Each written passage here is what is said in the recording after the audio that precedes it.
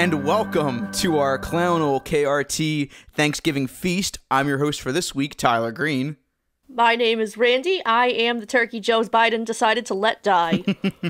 Oh, I'm also going to have the shit promoted out of me at Chuck E. Cheese for some reason. I'm Kitty Quinn, and there's no way you can't prove that I'm not secretly Ronald McDonald.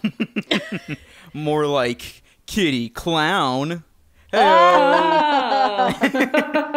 The last episode was just a shitload of cat puns. Now get ready for a shitload of clown puns. And I suppose Thanksgiving puns, where the whole time we're like, Thanksgiving is a delicious, delicious lie. The parade is cool, but the racist family members are not. Thanksgiving is basically the Matrix. When you take the blue pill, you get a delicious dinner, as well as a giant-ass parade with tons of drunk people, and a bunch of crazy family members over football. Then when you take the red pill, you see that it's all built on genocide. But thanks to social distancing, we won't be able to have any of that this year. Hooray! But that doesn't mean we can't celebrate Thanksgiving, and what better way to do that than with a show from Canada? Hooray! More specifically, The Big Comfy Couch, which ran from 1992 to 2006. Wait, it was on that long? Yeah, apparently. They did like a couple hiatuses too, so that might be why. Huh. You know, I'm genuinely surprised this one never got a reboot, and I'm not sure why. I guess maybe it's just because I see all, like, the Bob the Builders and the Doras and the Peter Rabbits, I guess, and the Olivias all get reboots, but then I see this. Don't forget the Barney movie that's coming up. Oh yeah, we forgot to talk about that on the Barney episode we did. Oh yeah! And so anyway, how about we get into our history with Big Comfy Couch, given it was on that long? Absolutely. I will get into my history with it first, since I am the beloved host. No, I'm kidding. The beloved clown host. So I did watch a lot of it as a kid. This was actually one of the shows that I probably watched religiously growing up, and I can't really explain why. And I remember this specific holiday special because I had a VHS of it, so I watched it probably incessantly. So I kind of have a weird history with it. Basically, the way I discovered it one day was at a sleepover birthday party. Basically, I was at this party where I didn't really know anybody. It was kind of just I was invited because the family wanted as many girls as possible so they could take us all somewhere or something. I don't know. Anyway, I remember being so bored that eventually, like, the next morning when I woke up super early, the mom really wanted me to be quiet, so then she offered me the chance to just watch one of the VHS tapes we had quietly so then I wouldn't bug everybody else. One of them was Big Comfy Couch. I don't remember what episode specifically. It might have been one of the season 1 ones. But yeah, that was my introduction to it in the weirdest way. And it's a reminder that I was a lonely child. Oh, who wasn't though? Aw. Although I actually didn't get super into it until, of all places, middle school, where I began to find more episodes uploaded on YouTube, back in the days where it was uploaded into a million parts like every anime. And now some specific YouTube channel is just uploading full episodes, but they're getting half the titles wrong, so... Personally, The Big Comfy Couch is one of my favorite animes. When I get the editing skills to do that, I will make that a thing, I swear to God. Alright, my experience with The Big Comfy Couch, I cannot remember how I watched it. I feel like we had some VHS tapes, but like, for some reason, my memory tells me that it was on PBS Kids. So, was it? Yeah, it was actually from the 90s, I believe, for a short time. It was definitely on one of my PBS affiliates, NJN, back in the day, so that's pretty much where I usually just watched it. So it was probably definitely on, like, WGBH at one point. That's how I saw it, and I could swear we had some tapes. What I do remember was that I also had a book of it. I don't know. I was a big Comfy Couch fan as a kid, I guess. And, like, you mentioned that show to my mom, she will bring up how obsessed I was with it when I was, like, really little. So, like, I had this, like, book. I can't remember for the life of me what the book was, but I bet if I do enough research, I'll find it. And if I do find it, I will put it on the Twitter account, so look out for that. Please, oh my god. You know, ironically, my mom says that I was super big into Gola Gola Island as a kid, which very valid. That show slaps, but I was like, I don't really remember that. But I guess in a way, maybe it was just one of those things that kind of sticks in the back of my mind, because I remember that when I was watching Kids for Character for the first time and I saw Binya Binya in there, I was like, oh yeah, I was obsessed for a time because he's such a good boy. He is. Yeah. We stand Binya Binya in this house. Yes. I feel like part of the reason we don't remember being obsessed with this was because around the time we were obsessed with this, our brains really only had like 3 little wrinkles in it, I'm sure. So, like, our brains were not fully developed enough to remember being obsessed with it, but our parents sure fucking remember. Pretty much all the wrinkles in my brain at this point are gay and weed, so... We were just talking about how this show aired a lot on PBS, which surprisingly a decent amount of people remember this show, to the point where I'll sometimes see memes like, you're not a real 90s kid if you haven't seen this show. Which, if you haven't seen this show, you aren't a true 90s kid, even if you did grow up in the 90s. This. You freak. Oh man, I remember that I found this one tweet that was about how you may not like it, but this is the ideal male image, and it was a picture of Major Bedhead, and Allison Court herself retweeted that. Oh my god. Yeah. I've never seen that. Yeah, on her Twitter, it's on there. Also, wait, was this recent? Yeah, she retweeted it like sometime in October. By the way, she's on our side. Woo! Also, to add on to that, like, 90s kid thing, I don't care if you were born in 1989. If you've never seen The Big Comfy Couch, go listen to 100 Gex with the rest of the Gen Zers, you 2000ite.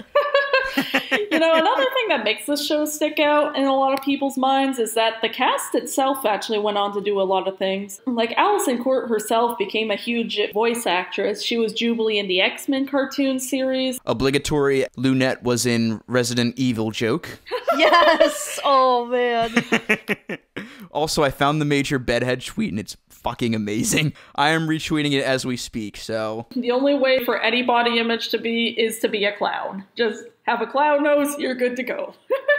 I'm looking up some of her other work, and I see this thing from 1997 called Elvis Meets Nixon, and that's kind of something I should probably check out later. There was a movie in 2016 called Elvis and Nixon, which was directed by, I believe, the director of Hustlers. So then it starred like Michael Shannon and a very certain canceled actor who played Hopper in A Bug's Life. Yeah, we don't talk about that. Oh yeah, I'm looking at the cast list for Elvis Meets Nixon right now, and Allison Court in that movie plays Priscilla Presley, so... Holy shit! Yeah! Lunette is Priscilla Presley? Yes! She was married to Michael Jackson. Oh wait, that was Lisa Presley, I'm sorry. That was her daughter, but now I'm kind of dying. She's just like, well, my husband's been dead for like 20 years now, I might as well marry Michael Jackson. So yeah, we are definitely going to look into Elvis Meets Nixon. Oh god, yes. Now I'm curious. That is actually based on a true story, I think. I remember reading about Elvis meeting Nixon, and I think most of that meeting was like talking shit about the Beatles being communists. If I remember correctly, I'll have to watch it and see if that was true. Walt Disney, Richard Nixon, and Elvis Presley all handshake and how much they hate communism. And the Beatles. Anyway, what I was about to say was that one of Allison Court's very, very first film roles is, and I'm not kidding, Follow That Bird. Oh yeah, that's right. Oh shit, really? Yeah, she was a little girl on the farm that Big Bird wandered onto, so that was... Well, shit. Also in that movie is Joe Flaherty and Dave Thomas from SCTV, so you can tell that there's a little bit of a Canadian influence in that movie, so... Nice. You know who else is in Follow That Bird? Your mom? I wish. Chevy Chase. Oh god, oh yeah, that's right. Follow That Bird is like a crossover between SCTV and SNL.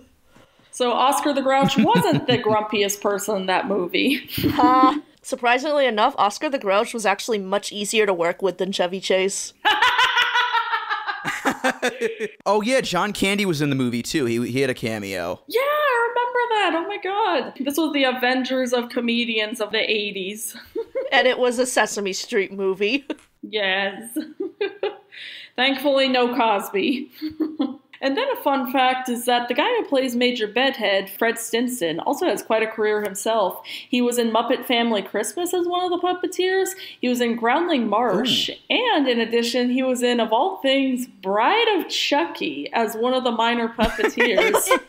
So it's like, you got to work with Jennifer Tilly, you lucky bastard. I'm just picturing him on screen in the Major Bedhead outfit, standing in for Chucky during the scene where he drops the toaster in the bathtub that Jennifer Tilly's in. Hey, if we can remake the Banana Splits as a horror movie, we can remake the Big Comfy Couch as like an It-type horror movie. You know, there was actually a video I was watching before this that was from around the time It Chapter 2 came out. It was in Stephen Colbert, where Stephen King and James McAvoy and Bill Skarsgård, they were all talking about positive clown facts. And I was just thinking, positive clown facts, Lunette, the Big Comfy Couch exists. That is a very positive clown fact. Well, no, but it was one that just randomly came into my head. Although one line that wouldn't leave my head during it was when Stephen King is just like, fun fact, you have a much higher chance of being killed by a mime than a clown. And worse, they'll never say a word. Oh, shit. Yeah, why are clowns the scary ones? Mimes are like a million fucking times scarier. Yeah, Trent from Total Drama Island was justified in his fear. At least clowns speak and make noise. Mimes are just like, what do you want? Why aren't you telling me anything? I know nothing, and that makes me scared. It's funny that you guys mentioned the It craze of 2016, because there's actually a video of Alison Court reprising her role as Lunette the Clown. Ooh. On a Canadian talk show called 22 Minutes, where she dispels the myth that all clowns are creepy, and I highly recommend this video. People are afraid of us because we look different. Well, it's getting so bad that it's not even safe for a clown to hitchhike alone on a deserted highway at night. Well, why would you want to do that? That's not funny, it's terrifying. Have you ever driven anywhere with clowns, Mark? Yeah, sometimes there's 8 to 9, even 12 of us in a car. You'd get out and hitchhike too. I gotta watch it. Yes, I gotta watch that. Yeah, I'll send it to you guys after this, but also worth noting too, this is the first time she actually played Lunette since 2002, before she was wrongfully recast. Right? Oh my god. Like, no disrespect to Ramona Gilmore Darling. I'm sure she's a perfectly nice person, but I'm sorry. Maybe it was just the writing they had for Lunette at the time. Maybe it was just the fact that they turned her really annoying in those seasons, but she tried her best, but it just wasn't worth it. They turned her into Baby Bop, basically. Imagine recasting Luke Skywalker with Patrick Stewart. Like, he's a good actor, but it just doesn't work. My mind's just going to that George of the Jungle 2 joke. Who the heck are you? Me new, George. Studio too cheap to pay Brendan Fraser. Nah, it'd be more like replacing Luke Skywalker with, like, Steve Guttenberg or something. I think my brain just went to Patrick Stewart because of those Uber Eats commercials that keep popping up. With, like, Patrick Stewart and Mark Hamill, like, doing stuff together. Just duking it out in various forms. Which are awesome, by the way. Yes. I feel like it's very clear they didn't get Shatner for obvious goddamn reasons. Besides, Patrick Stewart as Luke Skywalker could actually be pretty awesome. So when are we getting Mark Hamill as Captain Picard? Yes. Or as his character on American Dad. Yeah. Yes. You know what? Why don't we recast Mark Hamill as the poop emoji while we're at it? Oh, God. Oh, another thing I was going to say, another big star in this is Tabora Johnson, who's actually a pretty well-known gospel singer, and she got her start on Hair on Broadway, and she's had quite a few roles in animation. She and Alison Court were actually also together in Star Wars Ewoks, Star Wars Droids, and then she had quite a few other voice acting roles. Oh, and I should add that she plays Auntie Macassar on this show. Also, I do want to point this out, because this is easily my favorite fact about her. She did backing vocals on a little song you might have heard of called Super Freak. Oh, shit. Super Freak? Oh my god. Yeah, she did. Yeah, she was a backing vocalist for Rick James for a period. The Rick James bitch, Super Freak?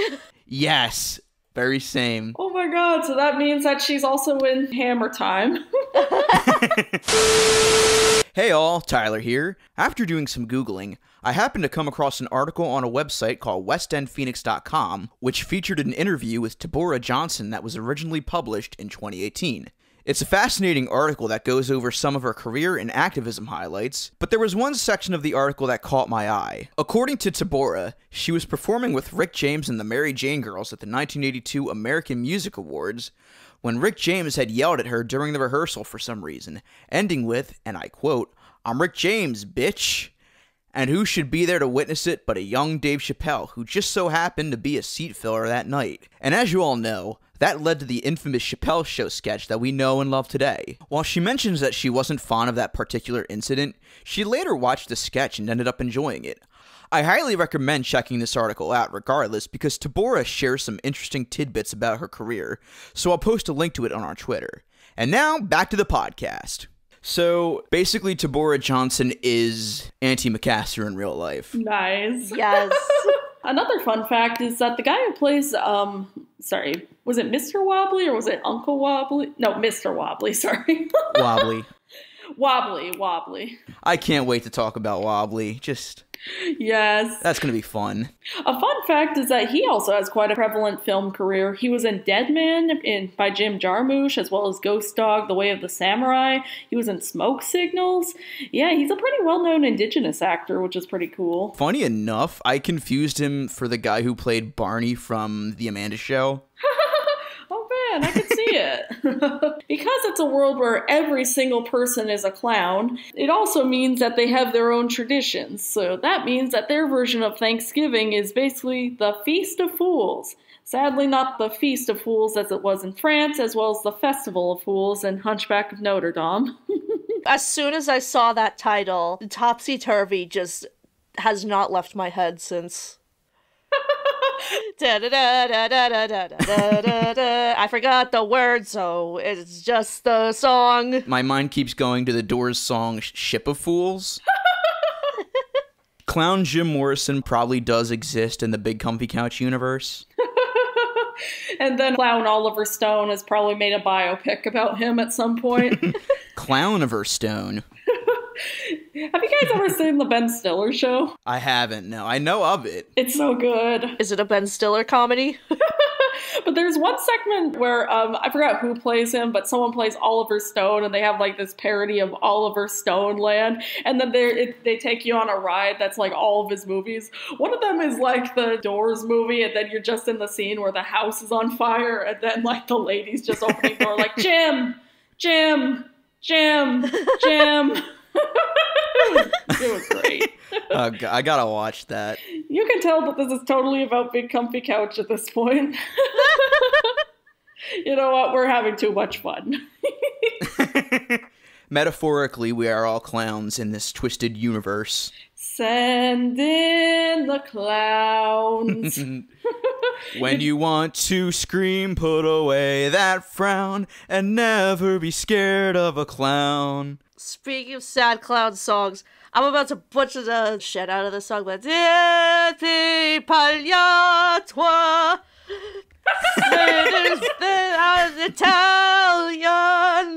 I don't know the words. Okay, so Pagliacci probably does exist in the Big Comfy Couch universe, but instead of a clown, he's just a normal human being. But Doctor, I am Lunette. Bozo, Krusty the Clown, Clown TV. Oh my god, Chucko. Every single bit of clown media basically exists as the Big Comfy Couch, but instead of clowns, they're all just regular humans in there. And meanwhile, the movie Joker and they're about like regular humans terrorizing clowns.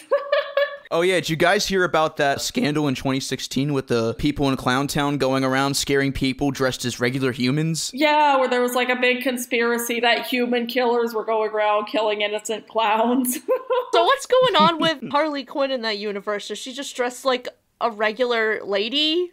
Or does she have the outfit? I'm so fucking over humans. I mean, sometimes Harley Quinn does dress normally, sometimes she doesn't. It just depends on the day. So that makes it even more confusing. It's so funny whenever people get all angry now. They're like, oh, when's she gonna go back to her regular outfit? It's like, yo, I'm not a big fan of the Suicide Squad outfit either, but her new outfits literally represent her break free from Joker. It's like... At this point, her outfits are less like a typical Harlequin clown, and they're just kind of more representative of just the character herself. And I fucking love that. Literally. All right, so let's get into how the episode starts. So it begins with Lunette and Molly, a clown and her dog. Oh, wait. You know what? Before I do that, we need to talk about the theme song real quick because it fucking slaps. It does. It does. It's so good. It's one of the all-time greats of 90s kid show themes. It tunnels its way through your brain and refuses to leave. Are you ready? Are you ready? Are you ready to clown around? With Lunette and Molly, a clown and her dolly on the big, comfy couch. Absolutely. I think that anybody, even the people who aren't really 90s kids, they can get just a note of this song in their head and then they'll be humming along forever. Like, oh, get ready. Are you ready? Are you ready? Are you ready?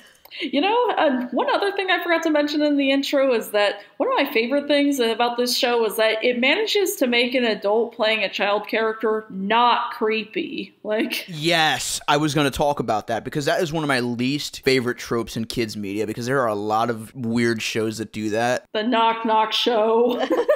Yeah, just wait till we get to that episode. We're teasing a lot of stuff today, but yeah, the Knock Knock Show is one of them. What's another one? There was also like that really fucking creepy section in that Walt Disney World Christmas special in 1976 where the grown-ass adults play babies. It's like, what the fuck was that? Oh yeah, Shields and Yarnell. Ew, ew, ew. What the fuck was up with that? That whole special had so many issues. I guess you can count like every instance of where an adult plays a teenage character, but even that's not nearly as creepy unless it's like so obvious like in Grease or something. See, I feel like there's a difference between adults playing teenagers, because teenagers are just kind of like a young, still developing version of adults, basically. True, true. Whereas like children and babies is just a whole other fucking ballpark. Because, like, there are some teenagers that look like adults and some adults that look like teenagers, so... The only time I'll tolerate it is when it's voice acting, and even then, it's on thin fucking ice.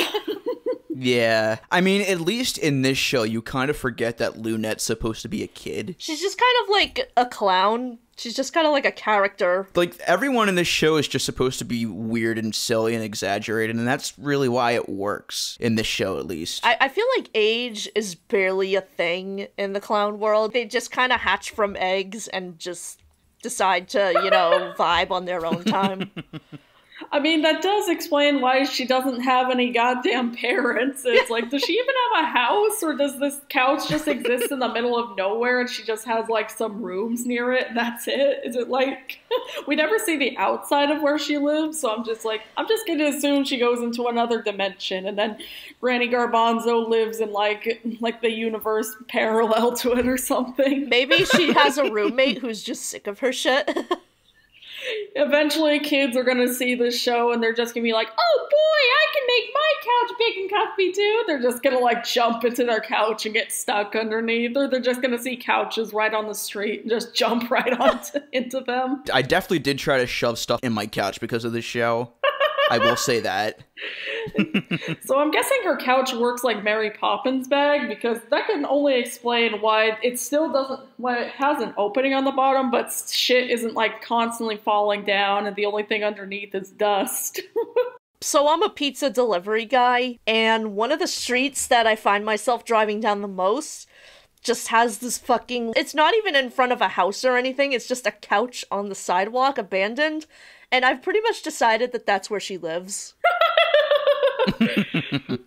Yeah, sounds about right. So the episode starts off with Lunette and Molly playing doctor, and Lunette has this weird makeshift stethoscope with a plunger on it and a vacuum tube.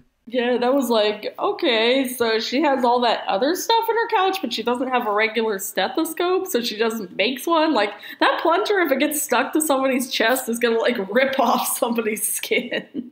Or it's just gonna, like, stretch it out really far, and it's just gonna have, like, a giant mass. Oh no, I took Molly's heart out!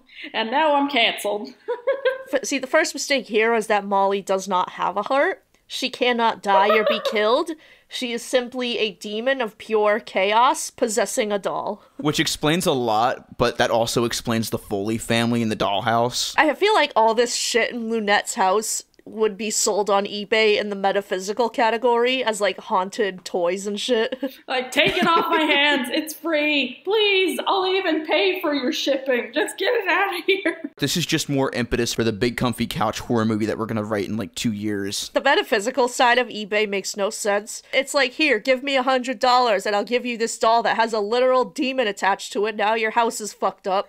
But you paid $100 for this. This is a actual thing on eBay. Just look up haunted dolls on eBay. This is like an actual whole entire thing. You know, I'm just a little disappointed that the big comfy couch doesn't have couch gags like The Simpsons. Like, just imagine all the gags that they could do.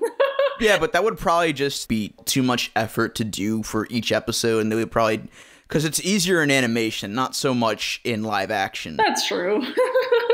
The big comfy couch gag where Rick and Morty fucking dissolve Lunette and they have to go clone her. Oh, God. Oh my God, Morty, we just killed Lunette. Now on Disney Plus. Oh God. Oh God, Rick, what have we done? Also, they have clown noses. Morty, she's one of the most beloved children's television characters, and we just killed her. Oh my God. Oh God. Also, alongside BJ, Molly would probably still find Pickle Rick hilarious. Like, you just see the little thought bubble manifest next to her. It's just a fucking picture of Pickle Rick. Okay, so it's the dust bunnies from the big comfy couch, but one of them is turned into a pickle. And Lunette picks one up. She's like, hey, what's this pickle doing on the floor? And she bites it. Takes a large bite out of it. And then blood just starts dripping from her mouth, and she's just... This juice tastes funny. Hey, this isn't bad. And she just keeps eating it. By the way, the dust bunnies aren't in this episode, so... Sorry, guys. Sorry, Dust Bunnies fans. So yeah, so then Lunette gets a call from Granny Garbanzo saying that they're going to be having the Feast of Fools. Title drop. Gasp. Which is basically, I guess, Canadian Thanksgiving? Yeah. Basically, yeah. Clownsgiving, basically. I can't believe they didn't call it that. I would like to apologize to any Canadians I've offended. You guys have a very good country, much better than ours. You gave us SCTV, what can we say, you know? You gave us Rick Moranis. Yeah, but you also gave us Johnny Test, so let us bite back just a little bit. Although for some reason, before she picks up the phone, she picks up a shoe, and she's just like, hello! And it's like... Oh yeah, and before that, when she's checking Molly's quote-unquote heartbeat, she does this weird thing where she's like, oh, snappy beat, or something like that. And, like, she's, like, pretending like it's an actual beat or something. Lunette be in the studio like, yeah, this sounds like a human heart. Yeah, Molly's having a heart attack. Oop, cardiac arrest, thought.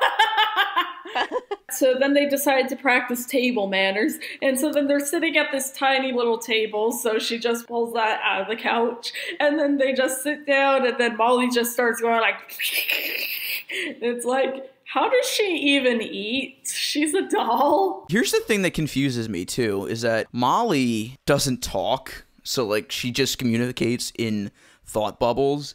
So how is she able to vocalize slurping when she can't even say anything else? I guess maybe it's kind of like the cat in Pinocchio, how he can make, like, various little noises, but he can't actually talk. Molly should have been voiced by Mel Blanc, first of all. Yes. But anyway, so then Lunette is all, Molly, that's rude. And so then they go over table manners. And it's like, don't open your mouth like this. It's rude. And it's like, well, you're being rude, Lunette, by constantly not letting Molly do what she wants. And she gives her shit for putting her elbows on the table, too, when nobody else ever gives a shit about that. I would like to thank Lunette for teaching table manners to the generation of adults who now sit in their bedrooms and eat Captain Crunch for dinner. I sit in my car and eat my Thai leftovers. And she's smug about it, too, about the elbow thing. Molly, if you're able, keep your elbows off the table. I could literally hear Molly saying, "Shut the fuck up, Lunette. We're in our own goddamn house." You passive-aggressive piece of shit. This isn't even real food, and plus, the table's gonna be a fucking mess during the Feast of Fools anyway, so why does it matter? First of all, we are clowns. Why the fuck does table manners matter to us when we are like the originators of slapstick comedy? Literally. And then Lunette picks up her fork and knife to kind of show her, but she's doing it over the cup, so I'm just like, is she gonna cut the soup right open? It's like, if that's supposed to be real soup. Like it's one thing to eat pizza with a fork and knife. It's a whole other thing to eat soup with a fork and knife, because how the fuck are you doing that? Especially if you're cutting open the cup, for God's sake. Then we get the clock rug stretch, which, hot take, I never really cared for it that much. I think it's alright. It's kind of a time waster, but it is kind of fun to watch. And sometimes I tried to do it when I was a kid, and I'd nearly tear a ligament, so... Maybe they shouldn't show advanced yoga to fucking toddlers. And then one time after I did that clock stretch, I tried to do a front flip, and I accidentally smacked the wall and put a hole in it. So you were a Kyle before it was cool. She's changing her name from Kitty to Kyle. Except I don't punch shit when I'm angry, so... All I can really say about the clock rug stretch is that the music kind of slaps. Yeah, that's true.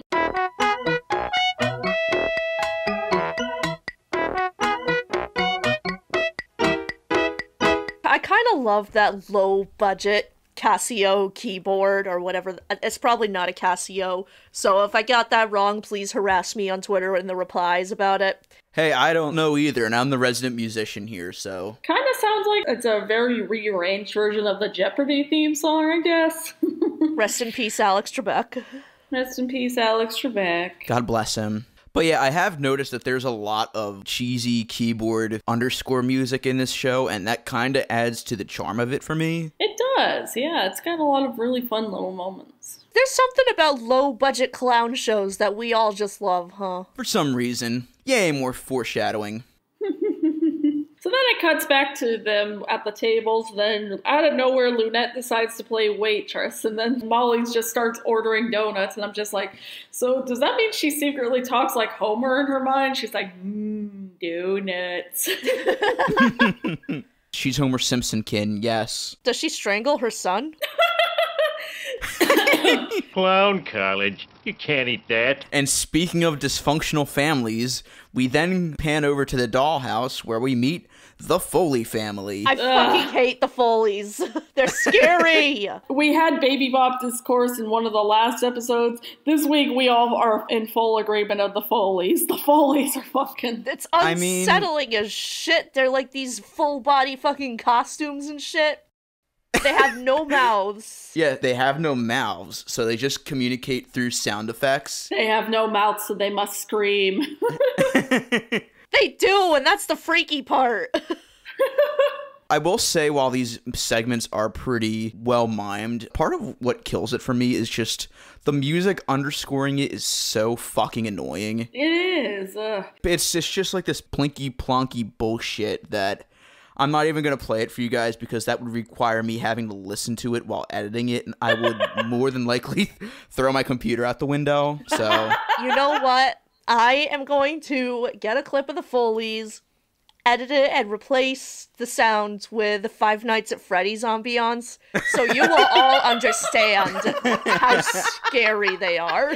Oh, speaking of, there's a video on YouTube of the Foley family, but there's like Family Guy clips edited in, so it's just, they have the dialogue of Peter and Chris. It's honestly amazing, but then again, the music kills it for me, so... I'll definitely link it on the Twitter, though. It's just the fast motion combined with these weird full-body people costumes, combined with beady eyes and no mouth, and that weird chaotic music and that weird, like, muffled muttering and screaming. I don't understand which executive looked at this and said, oh yeah, put that on for small, not yet fully developed brain children. That won't traumatize them. Randy, if it helps, they got rid of them in the final 2 seasons. Oh, thank God. Fucking good. Also worth noting, they never had any merch, which is a good thing. Thank fucking God. So even the executives probably knew deep down that it was a mistake. This is one of those times where I will say they fully deserved the shaft. They fully deserved the shaft. Oh! Okay, so what happens in this dumb fucking segment? So basically, the mom and dad are getting ready to go to a party, and I guess maybe they're also going to a Feast of Fools celebration. I mean, they are clowns, so. where would they go exactly? There's just the one singular dollhouse, and they really don't. There's like a side door that leads to another room. So do they just jump down from there and just go somewhere? I don't know. Yeah, they live in that creepy dollhouse that looks like the backgrounds of Dr. Katz. Oh yeah, those backdrops are so bland in a show where everything is just so vibrant and colorful. That adds to the scariness. And so I guess they go into another dimension or something. Then their kid is basically walking out in like a greaser outfit, and they're just like, no, go change. There's stupid sound effects. Then he comes out in a dress, and he actually seems like he's really happy wearing the dress, but then they're like, no. So the Foleys are transphobic. The Foley's son is non-binary and Antifa, and his parents are on the wrong side of history, so I'll give him that at least. You know what? He'll escape his shitty family someday.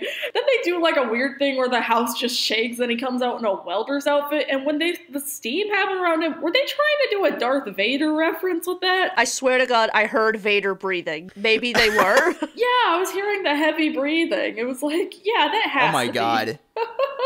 And like maybe Boba Fett, but like with the breathing and the steam, it was like, no, that has to be Darth Vader. And now this family will get like 3 prequels about them.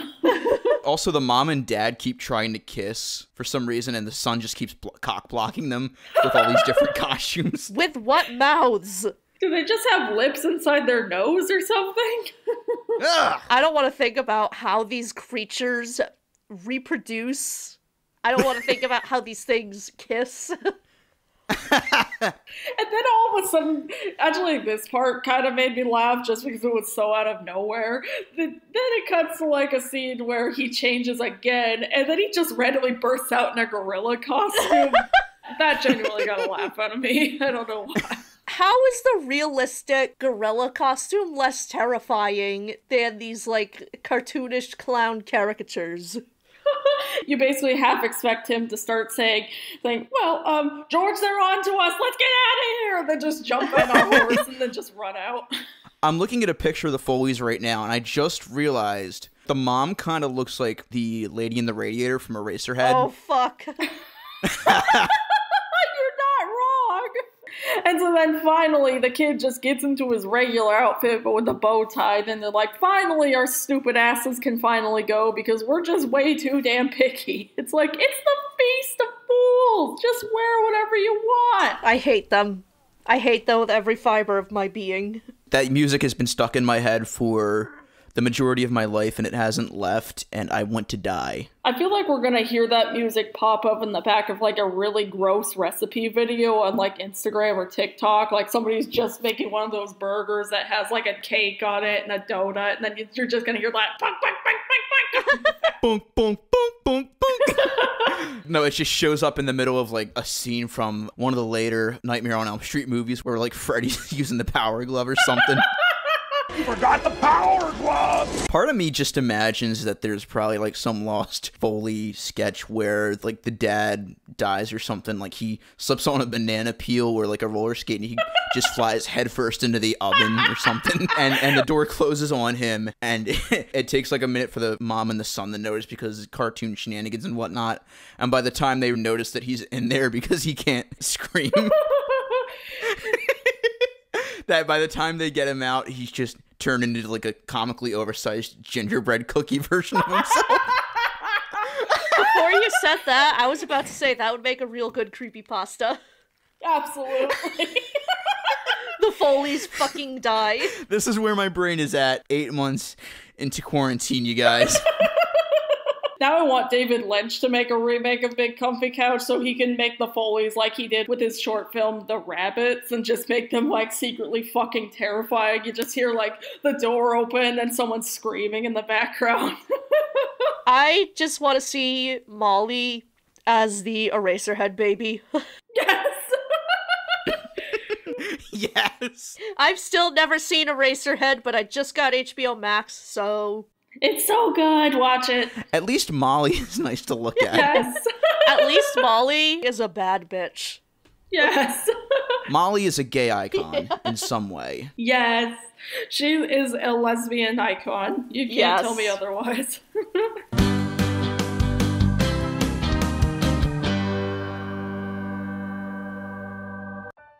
Hey you! Yes, you!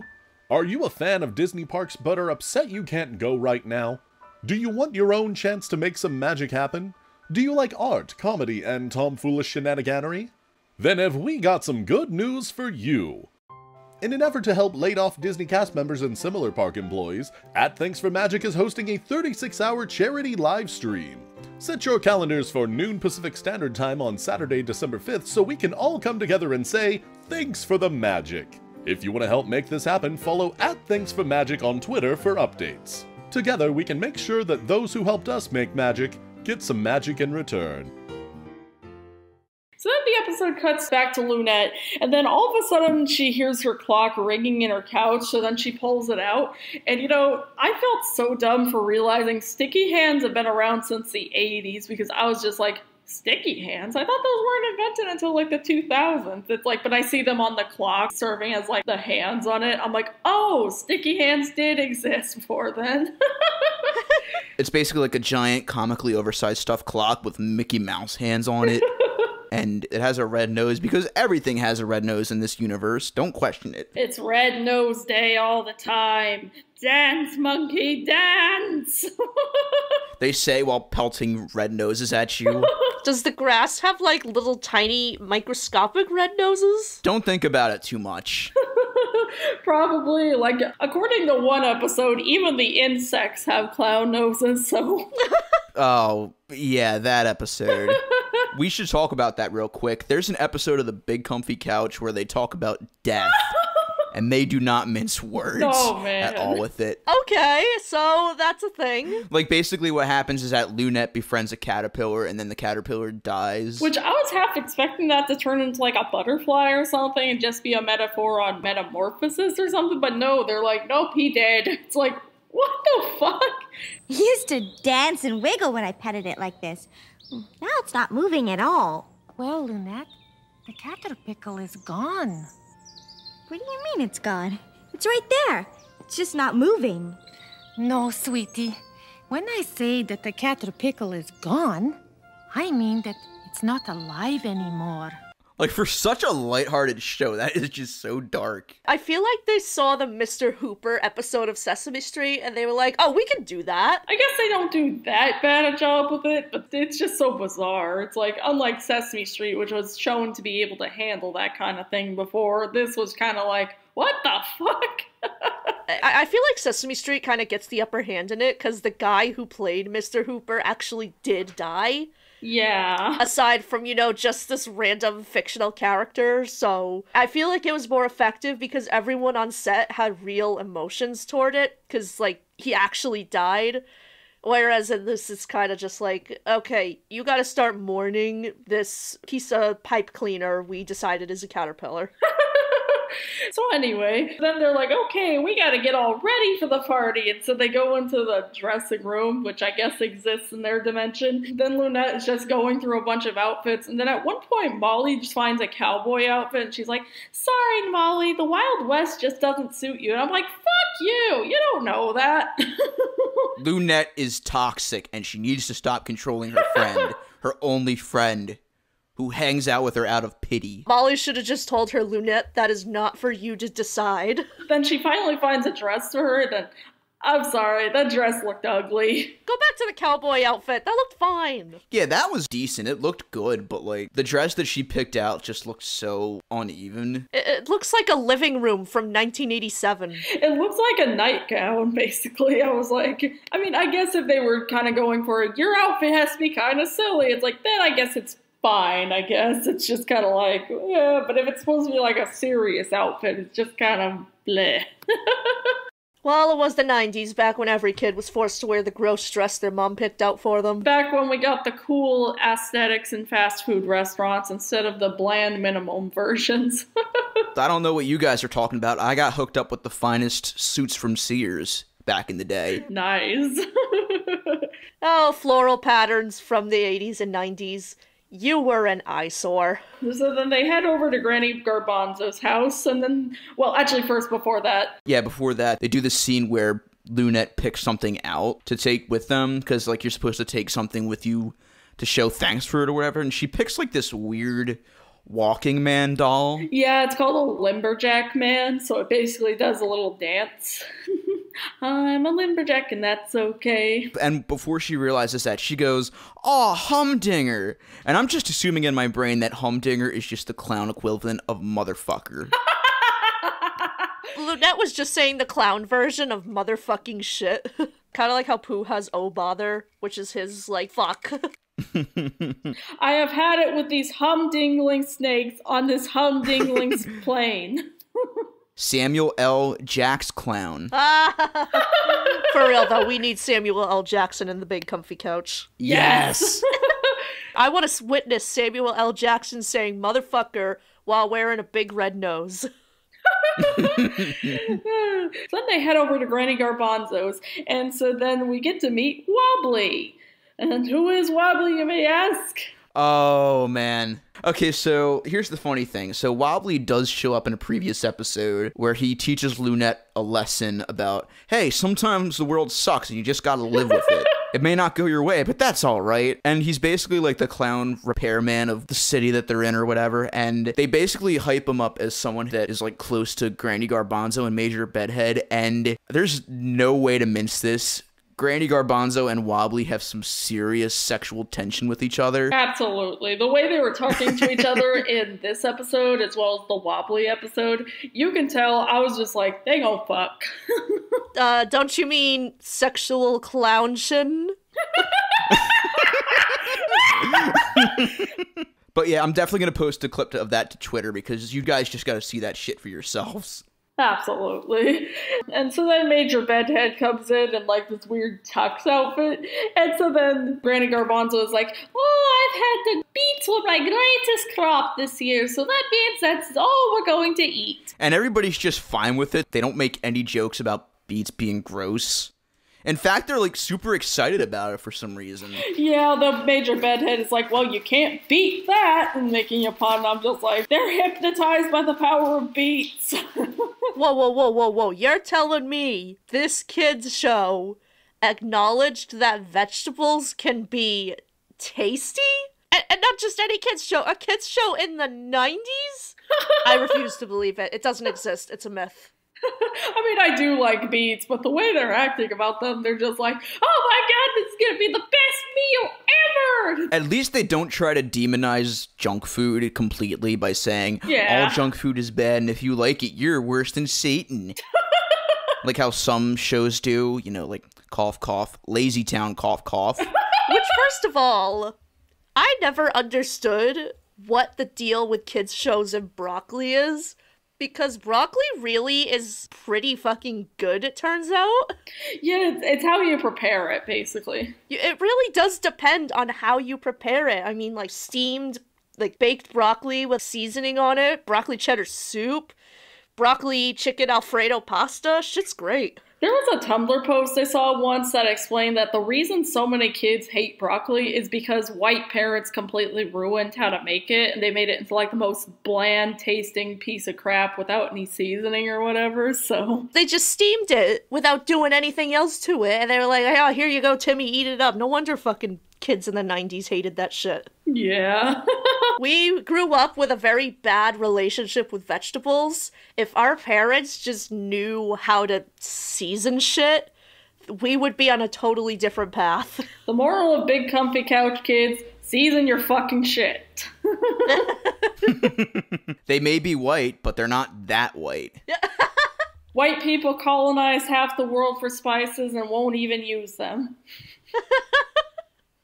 And then speaking of colonialism, I guess. Wait. Clown-onialism. And the podcast has been canceled. Hooray! So then Lunette's like, hey, who's that plate for? And so then Granny Garbanzo is like, oh, this is a plate for everybody who can't be here today. And I apologize if I'm butchering the Eastern European accent. I promise that's not my intention. So then she's also like, it's also for all the people who don't have enough food. And I'm like, why don't we just give them food then? Oh, so this is a hunger PSA. Great. Thank you for making me feel guilty for eating. Guess what, kids? Poverty, famine, and death all exist in this universe. Yay! Poverty, famine, and death exist, kids, and it's your fault. Yay! So then they zoom in on the plate and begin telling the story of the Feast of Fools. When I'll have to say, those drawings are actually really cute. I kind of like the little watercolor design to them. Yeah, I did like that a lot. That was actually very soothing to look at. Yeah. Plus, I've noticed that whenever they do like a story time segment in this show, they always seem to illustrate it themselves, and it always looks really neat. It always looks really comforting. God, yeah. Yeah. Always has this nice watercolor design to it that really makes it stick out and kind of gives you a visual, even if you can't quite read yet. So that's cool. So basically how the Feast of Fools happened was that a long time ago, a bunch of clowns lived in a village where there was very little food, and so they were basically starting arguments with each other every day and being like, you're the reason we don't have any fucking food and shit. And then suddenly these traveling clowns come in one day and they're like, don't worry, guys. Is it okay if I butt in real quick? Yeah, go ahead. Yeah, go ahead. So it's the Republican Party. Just constantly point fingers and blame everyone else instead of actually fixing the problem at hand. Up. Clown publican. Oh! Republic Clown. Yay! Yes! All right, continue, Kitty. And so then the clowns are like, yes, you do. You just need to bring whatever you have all together for a feast, and then everybody will have enough food for one goddamn night. I'm like, it's a nice sentiment and all. It's a nice sentiment about coming together and helping each other, but I just really wanted it to end with them finding out, like, it's the clown upper class that's keeping them from eating, and then they all just go and fucking kill them. It's like, I just wanted it to end like that SNL sketch where Dana Carvey plays George Bailey, and then they all go beat the shit out of Mr. Potter. Hey, wait a minute. You guys are traveling clowns. Why don't you just go to a town with food and bring it to us? Why are you telling us to bring the food together? The problem is we don't have that. It's like, oh, you guys gotta learn the lesson. Come together. It's totally not propaganda to keep people in poverty or anything. Like, okay, we came together. We still have no food. What do we do now? It's funny, though, because one thing they do say is that apparently each clown had enough food for everybody, so you can't tell me that these clowns were hiding at least some food from people. Like, motherfucker, you have food? Psh, psh, psh. And then a fight breaks out and they all start killing each other. And then they ate the clowns. The end. You can tell at some point there was some clownibalism there. We are just going to Clown Town on these puns.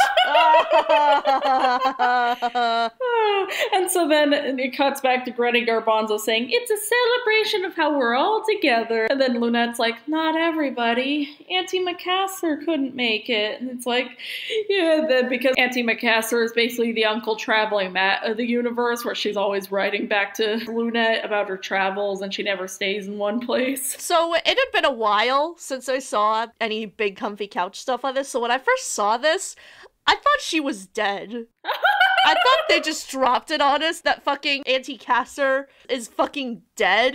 And it suddenly just got super emotional. And I'm like, oh shit, this is like going somewhere.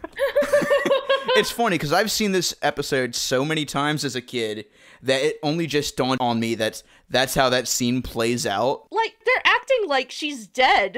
And then Major Bedhead's like, oh, well, don't worry, Lunette, because I got a package from Annie McCaster. And then the package starts shaking, and they put it on the table conveniently for some reason. I don't know why. Probably not because they wanted to save special effects budgets or something. But then, all of a sudden, a hand pops out, and guess who it is, guys? Auntie McCaster. Auntie McCaster. Wrong. It's Uncle Chester from the last 2 seasons. Nah, it's Annie McCaster. So, seeing her come out of that box, and then everyone's like, oh my god, Auntie McCaster is here. I was like, wait, aren't you supposed to be dead? No, it's funny though, because at first her hand pops out and it's at like a normal size, and she does like the OK hand symbol, and I'm like half expecting an MST3K reference. It stinks. And then when she pops out, like she starts off small and then she starts like growing larger and larger. Well, I guess that kind of explains how when she arrived, she wasn't gasping for air, but like, shit, I was trapped in a goddamn box. Help. At that point, she would be dead. Like, they just shake the box and out pops Auntie McCaster's, like, fucking rotting corpse. I remember their Christmas episode where they make a snowman and they're all just like rolling like different pieces of snow, like they're putting the torso and the head together, and then at the end, Auntie McCaster just bursts out of the snowman. So the whole time they were just playing with her disembodied head. It's like the snowman once it built like a portal for her. It's like, what the fuck? I think she's just straight up a demon. She cannot die or be killed, much like Molly. Yes, we stand her. No, seriously, Annie McCaster is a queen. Absolutely. And so then Granny Garbanzo brings out the beet meal, and I was just looking at it like, that's supposed to be the meal? It's like some gelatin with a bunch of raw beets all over it. I'm like, Oh, so we're in the 60s now. When gelatin was first invented and every single recipe was put in this thing that would normally be okay and make it gelatin. Yeah. So she just got this shit straight up from like a 1960s cookbook. I just remembered too, we didn't bring up Snickle Fritz yet. He's a good boy. He's a good boy. He'd sit at the table and he'd be a good boy. On this podcast, if there are any pets in a show, we automatically love them. Damn straight. Absolutely. And then he and Molly are both thinking donuts, and I was just like, can a cat even eat donuts? You know what? He's a good cat and he deserves them. Hey, just no chocolate. I don't know if he's supposed to be half clown, half cat or not. So maybe he can eat chocolate? Yeah. A wizard did it. Yeah, you know what? It's a world full of clowns. Just repeat to yourself, it's just a show. I should really just relax. Yay! And so then they sing a song about how yum, just sing yum, yum. You gotta say yum. Yum, Yum.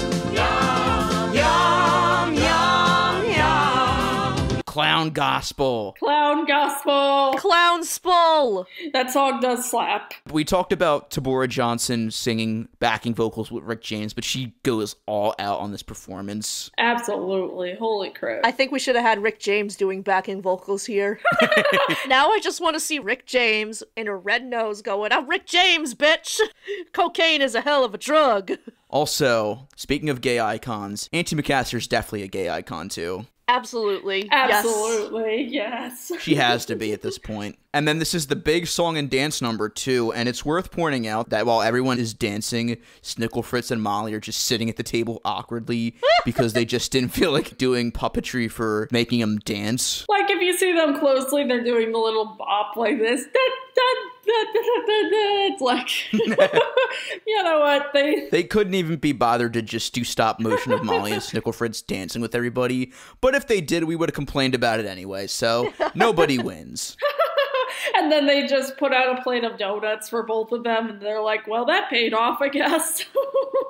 And so then at the end, it shows everybody cleaning up, and then Lunette and Auntie Macassar are saying their goodbyes, and then Auntie Macassar is like, yeah, I'm going back on my travels, because, and then it's just basically your average, oh, I don't want to say goodbye, but okay, I will. And so then... Lunette, you realize Auntie Macassar has a life outside of you, right? If Auntie Macassar is the uncle traveling back to this universe, does that mean she's been to the human world? Does that mean she calls them silly creatures as well? I want to be where the people are. I want to see their noses. So anyway, they get back to the couch, and then they do the 10-second tidy, which... Did anybody count how long the 10-second tidy was in this episode?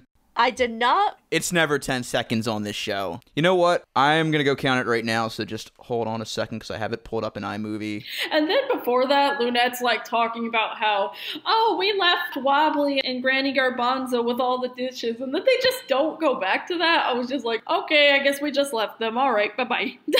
Classic BoJack Horseman apology. It's funny, too, because Wobbly never shows up after this episode, ever again. Well, he died. And it sucks, too, because he's such a fun character in the episodes that he's in.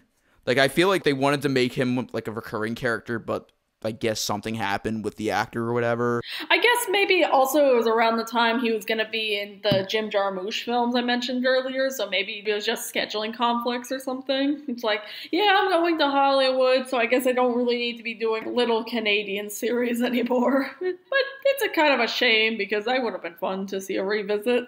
Fuck Canada, I'm going to Hollywood, where I have to pay an arm and a leg just to get my broken leg fixed. Goodbye, you free healthcare lamos.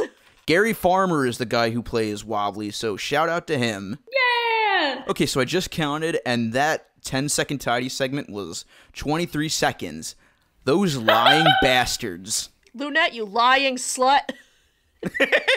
Hashtag release the 10-second cut. Lunette, you ignorant slut. If it takes you that long to tidy up, that's totally fine. It usually takes me an entire day just to clean my bathroom because I have ADHD, but come on, damn it, don't lie to us. Lunette, if you were the president, CNN would have to cut away mid-speech every fucking time you say even a word. Ahem, ahem. Meanwhile, Lunette's followers are just losing their shit right now. No, she's gonna be fine. They just have to do a recount. She's gonna be okay, you guys. We're gonna have 4 more years. It's gonna be okay. We're not gonna let those lib clowns take this away from us. I have always found Molly very attractive. I've always said if she was not my doll, I would be dating her. Oh, God. And then Lunette, after she reaches 10, she'll be like, stop the count! Stop the count! For some reason, the ending song, right after they start to take their nap at the end of every episode, for some reason that ending song for a while kind of got me feeling really sad inside for some reason. I'm not sure why. I guess it was just like, I don't know, maybe it hit me at the right point. And then, of course, it ends with like, and the clown jumped over the moon! And then sadness over.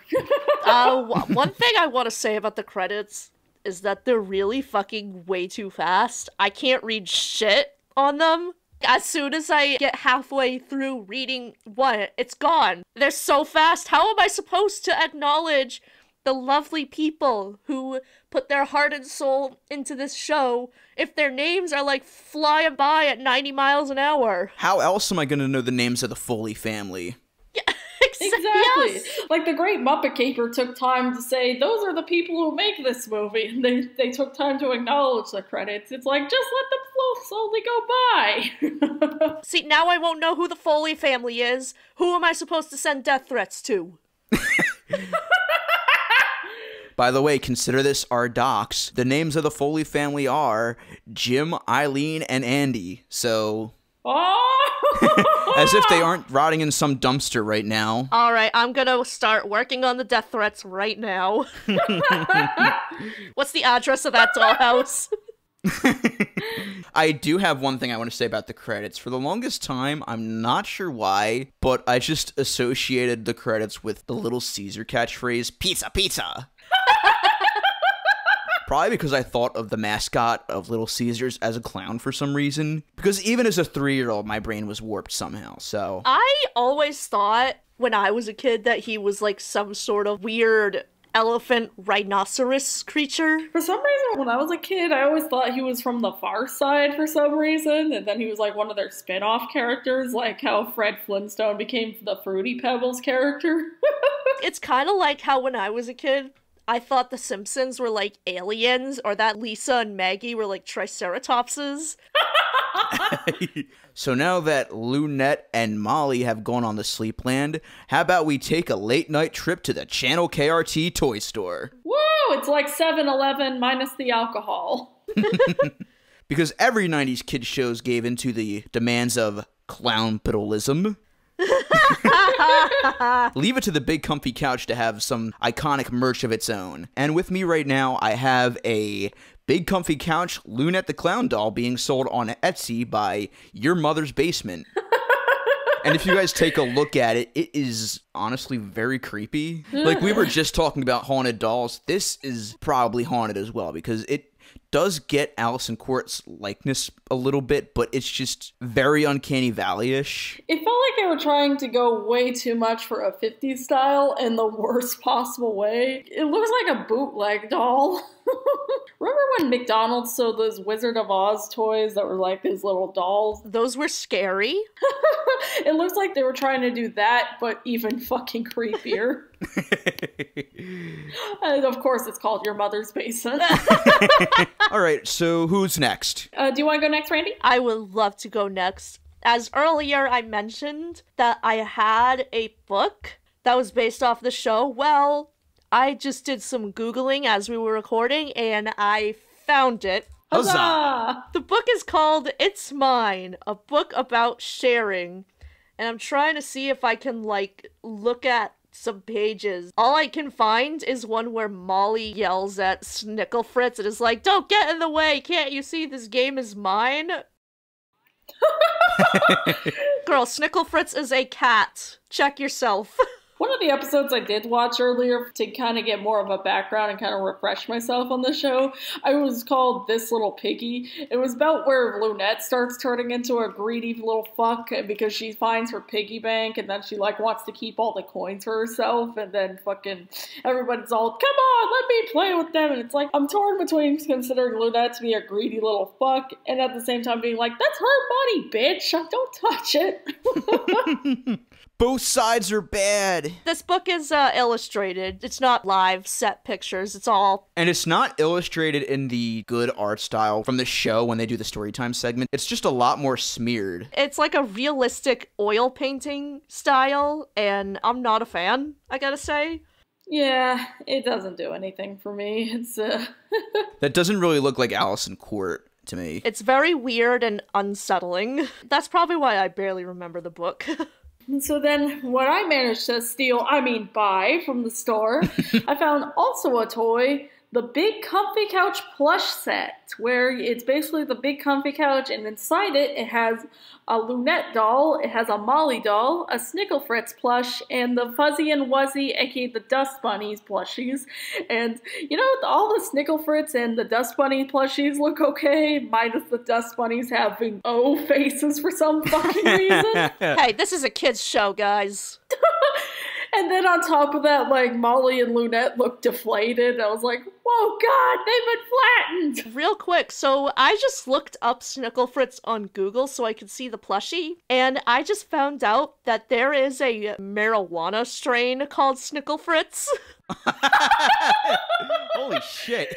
It's a hybrid, and I'm looking at a picture of a little bud of Snickle Fritz. It's nice and orange. It's really nice looking, so, if anyone's trying to sell some Snickle Fritz, hit me up. But the Snickle Fritz plushie is so cute. Yeah. Speaking of Snickle Fritz, I just found another Big Comfy Couch plush that I'm about to send you guys, where Snickle Fritz looks very unkempt and very defeated. Aw, poor Snickle Fritz. Snickle Fritz is done with 2020. By the way, who wants to guess how much that Big Comfy Couch plush set is? Too much. More than it's worth. $300 with $25 shipping. All right, I was right. Yay, more than it's worth. And now, good friends, we ask ourselves that immortal question: do we keep the tapes for nostalgic purposes, or do we erase them? Honestly, a huge keep the tapes for me. This show, as much as I do kind of make fun of it, it really has a perfect charm to it, and just everybody gives their all in the show. It's rare to see a show that really manages to play the whole adult playing a kid and not make a creepy element well, and it just has a lot of charm to it. The puppetry is especially really good for a low-budget kids show. It's just really enjoyable, honestly, and I think that everybody in the show deserves their credit for it, and I'm really glad it's well remembered. I am gonna say save it for nostalgic purposes. Maybe I do have some nostalgic bias towards it, as it was pretty much the first ever show I was really obsessed with. And you know what? I make fun of it, but at least it's like really entertaining to riff on. Never a dull moment with this show. You can tell that the people who worked on it were giving it their all, and it's great. I like it. I have a bit of an attachment to it, and I can see why everyone else who watched it also does. So you know what? Save the tape. Well, guys, I hate to break it to you, but we gotta cook this Thanksgiving dinner somehow, so I gotta burn all the tapes. No, I'm kidding. It's a huge keep the tapes for me, because, again, this is a show I'm really nostalgic for, and every time I find myself coming back to it, I also just find myself being, like, kind of soothed by it. And again, the humor is very good for, like, a half-baked, low-budget kids show, and everybody, like Kitty and Randy said, puts their all into it, and I just love it. I love everything about this show looking back as an adult now, so definitely gonna have to keep the tapes for this. Personally, I recommend you smoke some Snickle Fritz before you watch Snickle Fritz. Yes! That's an extra layer of fun.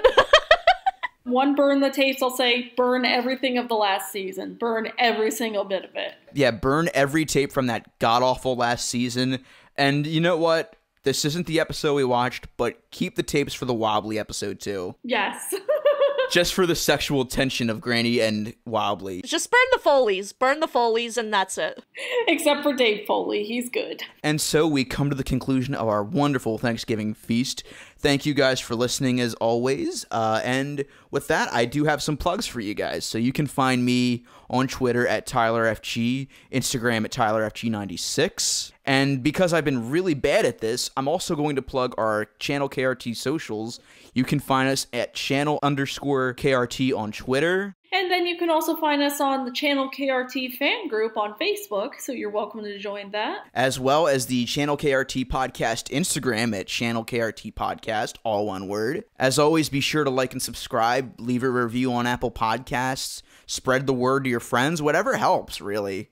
Because as always, we are thankful for you, the listener. We love you guys. Absolutely. We're so thankful for you guys. And speaking of thanks, before we go, we also have one more thing we want to plug. Thanks for Magic. Formed by Charlie Callahan and Haley Baker Callahan, aka Theme Snark and Trickster Bell on Twitter and YouTube, they are currently doing a 36-hour-long talent show to help raise funds for laid-off cast members from Disneyland. Yeah, so thank you, Charlie and Haley. We will hopefully have you on the podcast someday. So I'm over at Mission Breakout on Twitter, A Walking Pun on Instagram, and then I may be showing up in the Thanks for Magic episode. You can also find me on several episodes of Escape from Walt Disney, and hopefully some more, including our recent crossover on Escape from Walt Disney, which should be up by the time this episode is aired.